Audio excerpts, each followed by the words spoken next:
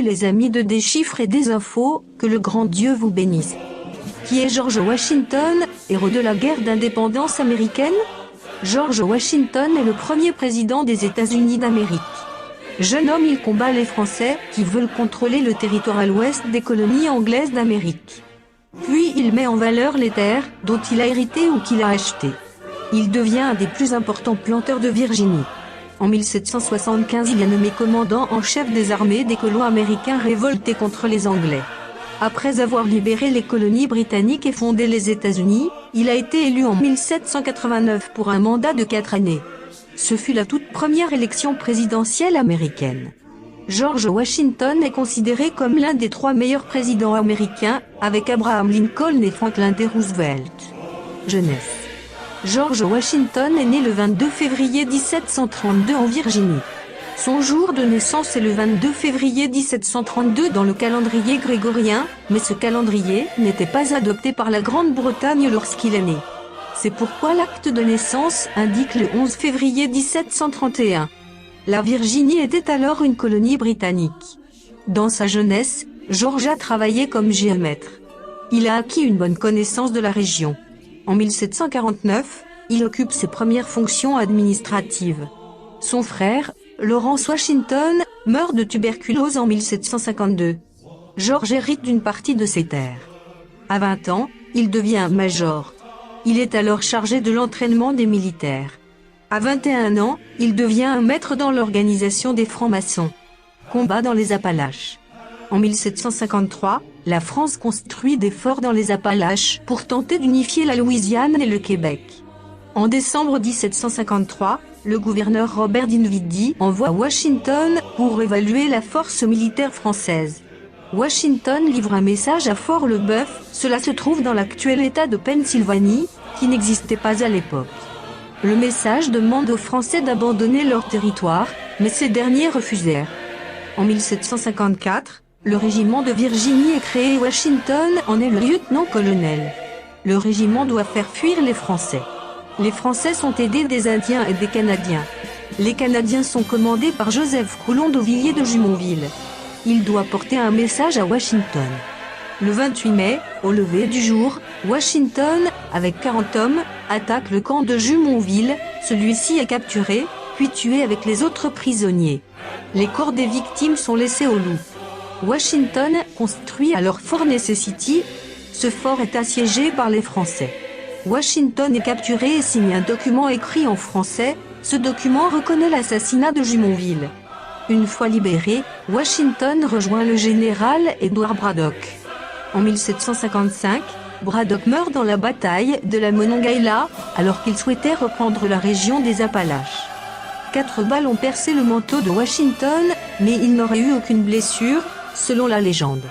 Il est présenté comme un héros, même si cette bataille est une défaite. Il devient commandant du régiment de Virginie. Pendant 3 ans, il surveille la frontière des montagnes. En 1758, Washington démissionne de l'armée. Il devient planteur en Virginie. D'une guerre à l'autre, la vie de planteur de Virginie. Le 6 janvier 1759, Washington épouse Martha Dandridge Christie. Ils n'auront jamais d'enfants ensemble, Washington est stérile. Cependant, Martha a 2 enfants d'un précédent mariage. Par ce mariage, George Washington devient propriétaire d'un domaine. En 1775, il achète des terres pour agrandir son terrain. Il possède une centaine d'esclaves. C'était un aristocrate. Pendant cette période, il reste en général à l'écart de la vie politique. Cependant, en mai 1769, il rédige un appel à boycotter les marchandises car les Anglais ont mis un premier impôt sur les colonies. Ces lois sont supprimées en 1770. Washington considère que les choses sont résolues. En août 1774, il a participé à la première convention de Virginie, où il a été choisi comme délégué au premier congrès continental. Pendant la guerre d'indépendance. En avril 1775, George Washington est nommé commandant en chef de l'armée continentale. En juillet, il se trouve à Boston qui est assiégé. Il est approvisionné en poudre à canon par la France. Les Anglais évacuent Boston. Washington déplace son armée à New York. En août 1776, le général britannique William Howe lance une vaste campagne navale et terrestre pour prendre New York. George Washington est battu à la bataille de Long Island, le 22 août. New York est prise par les Anglais. Après plusieurs défaites dans le New Jersey, Washington a organisé une contre-attaque dans la nuit du 25 décembre 1776. Il a conduit les forces américaines à travers la Delaware. Washington lance une attaque surprise sur les forces britanniques à Princeton. Ces victoires inattendues ont donné une forte impulsion à la Révolution.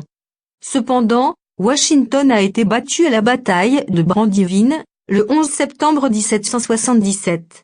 La victoire des Britanniques et la prise de Philadelphie ont contraint la France à entrer en guerre ouverte comme un allié. Elle fut suivie de l'entrée en guerre de l'Espagne et des Pays-Bas. La Grande-Bretagne n'était plus alors la force militaire dominante. Par peur de la France, les Britanniques préfèrent évacuer Philadelphie en 1778 et retournent à New York. Les Britanniques cherchent le soutien des États du Sud. Ignorant le Nord, à l'exception de leur base à New York, ils tentent de capturer les États du Sud. Pendant ce temps, Washington est resté avec son armée en dehors de New York. En 1781, après une victoire navale française, les Britanniques se retrouvent piégés en Virginie. La victoire américaine est alors assurée. Durant la guerre d'indépendance, George Washington a perdu plus de batailles qu'il n'en a remportées. Toutefois, sa stratégie a donné de bons résultats, conserver son armée intacte, éviter des affrontements, savoir exploiter les erreurs de ses ennemis. Le traité de Paris 1783 a reconnu l'indépendance des États-Unis. Le 2 novembre 1783, George Washington dissout son armée. Quelques jours plus tard, les autorités britanniques ont évacué la ville de New York. Le 23 décembre 1783, Washington a démissionné de sa commission à titre de commandant en chef au Congrès de la Confédération. Présidence de George Washington. Washington n'était membre d'aucun parti politique. Il ne souhaitait pas la formation de partis, craignant des conflits entre partis. L'élection présidentielle américaine est au suffrage indirect. Le collège électoral élit le président. George Washington est élu à l'unanimité en 1789 pour un mandat de 4 années. Il est réélu en 1792. Il fut le premier président des États-Unis d'Amérique. John Adams est son vice-président. Le premier congrès des États-Unis a fixé le salaire du président à $25 000 par an. C'est une somme importante pour l'époque. Au début, Washington voulait refuser, car il était déjà riche. Mais les pères fondateurs voulaient des candidats issus de toute origine sociale, et pas uniquement des gens aisés. À l'élection de George Washington, l'Union comprenait 11 États. 5 États furent ensuite admis, la Caroline du Nord, le Rhode Island, le Vermont, le Kentucky et le Tennessee. Certains de ces États ont aujourd'hui disparu.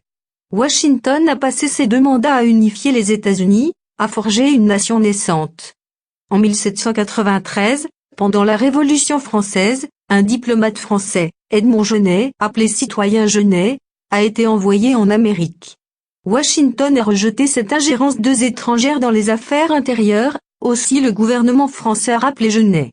Washington a rédigé lui-même son discours d'adieu.